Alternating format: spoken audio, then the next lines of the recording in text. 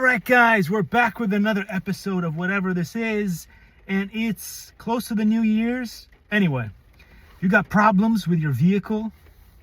Go check these people out right here. The Almighty Midas. Anyway, have you guys seen what's going on in the world today? There's an auction that's going on. Out there, and apparently they have, I don't know if it's already happened or not, but they have this thing here. Look, Mayweather's belt. Wow. Anyway, what about this? Guys? Can you afford these crazy prices?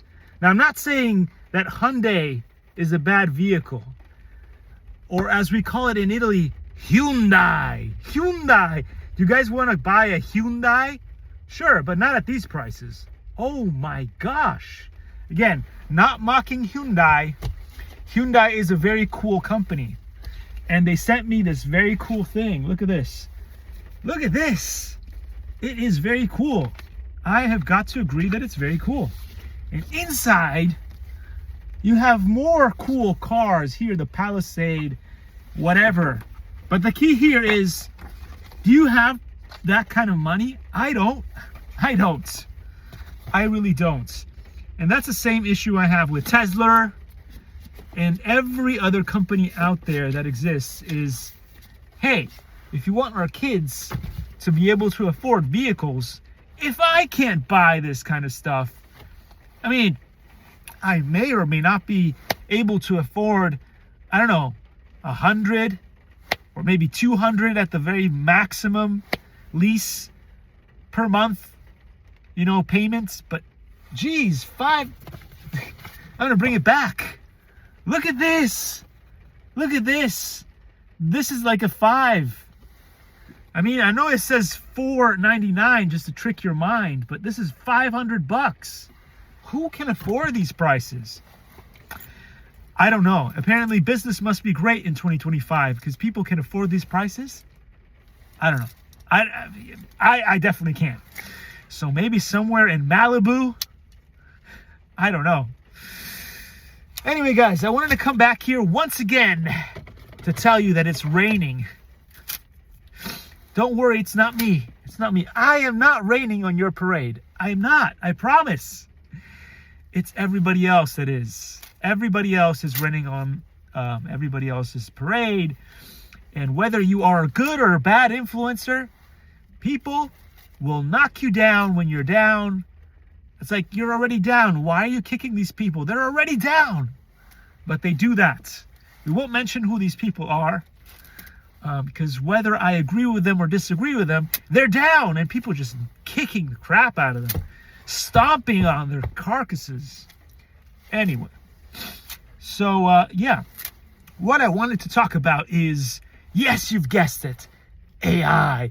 Because I am a technology sort of person. I'm not smart enough. I'm not Lex Fridman. I can't actually build real AI. I can't make a tensor.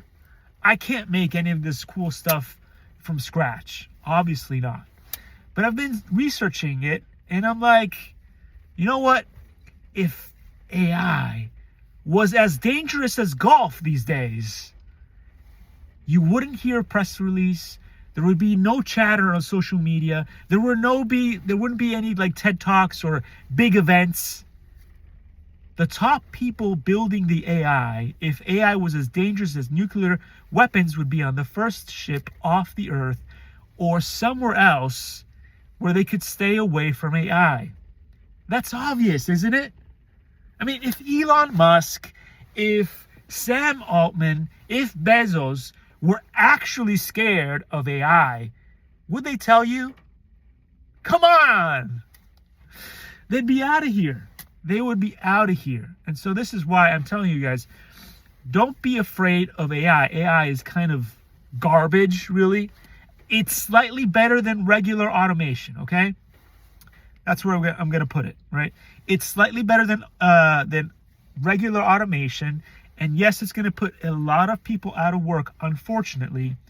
But as we've seen currently with what it's actually capable of, it's capable of solving one problem at a time, maybe two. And then when you give it 3 things to do, then it just starts hallucinating. The thing is, the people that scream about all this stuff haven't even used it. It's so embarrassing. It's embarrassing. These people are so embarrassing. They come on social media. They've heard something that somebody else has said. They've never really tested out the ins and out of AI. And then they lie to you. And so this is why I'm here. One of the last Loraxes out there. I will not tell you that California never rains, because look, it's raining right behind me. I'm out here telling you the truth about AI. AI is just slightly better than automation. The problem is how they're using AI is destroying so many businesses, is destroying everything around us because they're nefarious about it. Now, if you're a really smart human being, a real technology professional, like Eli the computer guy, I always say this, right? I could get a real technology professional, grab them by the ear. Now, I like these guys because they're not copy and paste entrepreneurs. They're not copy and paste engineers. They're real technology professionals, so I actually like them. So I won't grab one by the ear and tell them, make this for me. But I could definitely get one of these people to make really good, decent AI that actually is useful for something, right? That truly makes something that's useful for our society. And what I'm going to tell you is this whole thing about getting the most powerful technology ever to run like these GPUs, whatever, to run AI is stupid on the face of it. You just don't need these huge servers and things to run good AI. You can make a decent chatbot that runs on a potato, and you don't need the cloud. It can be completely offline. Now, the point is, and what I've tried to do is, of course, I can't do it. First of all, you need to have something like a proper distribution of Linux that doesn't keep telling you, can I do this? No. Can I do this? No. Can I do this? No. Because that's pretty much what I ran into when I installed Mint. Now, Mint is like so much better than Windows. Because Windows, as I've explained so many different times, you have so many different nannies on your system. You have Moo. Eventually, I'll get Eli the computer guy to talk about Moo.